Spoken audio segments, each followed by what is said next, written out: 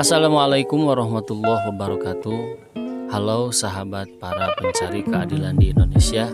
Selamat datang di HMJ Channel. Dan di sini saya akan membagikan video mengenai tahapan sidang perceraian di Pengadilan Agama, khususnya untuk sidang pertama. Lalu bagaimanakah agendanya? Mari kita tonton sampai habis.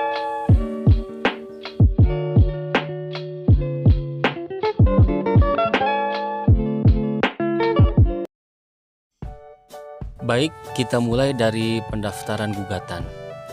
Setelah gugatan cerai didaftarkan di Pengadilan Agama, nanti jurusita akan memanggil penggugat dan tergugat di tempat kediamannya untuk menghadiri sidang.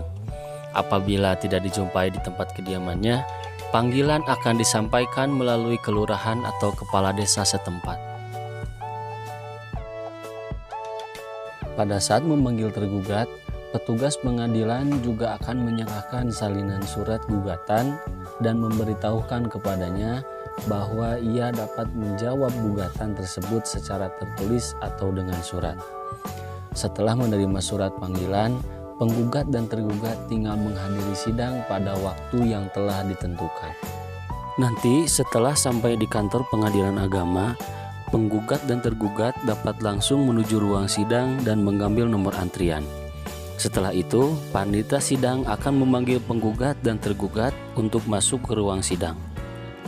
Namun, sebelum masuk ke ruang sidang, pastikan dulu telah membaca dan memahami tata tertib persidangan sebagaimana diatur dalam Peraturan Mahkamah Agung Nomor 5 Tahun 2020.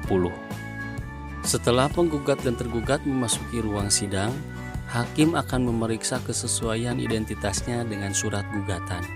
Karena itu, di sidang pertama ini, penggugat dan tergugat harus membawa kartu identitas diri. Jika penggugat dan tergugat didampingi pengacara atau advokat, hakim akan memeriksa pula kelengkapan praacaranya, meliputi surat kuasa khusus, kartu tanda advokat, dan berita acara sumpah advokat. Setelah itu, hakim akan mendamaikan penggugat dan tergugat. Jika perdamaian berhasil, penggugat dapat memohon untuk mencabut gugatannya. Sebaliknya, jika perdamaian tidak berhasil, hakim akan memberikan penjelasan tentang mediasi kepada penggugat dan tergugat.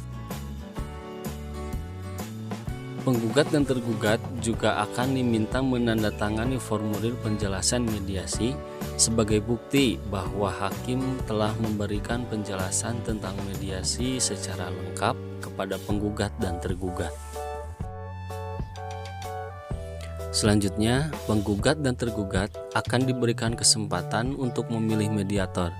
Setelah mediator dipilih, hakim akan menjatuhkan penetapan dan menunda persidangan untuk memberikan kesempatan kepada penggugat dan tergugat menempuh mediasi. Pertanyaannya, bagaimana jika tergugat tidak hadir di sidang pertama?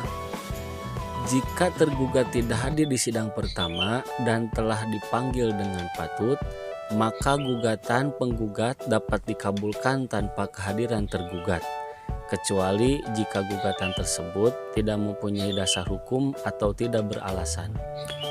Selain itu, hakim dapat pula memerintahkan jurusita untuk memanggil tergugat sekali lagi agar dapat datang ke persidangan pada hari yang ditentukan.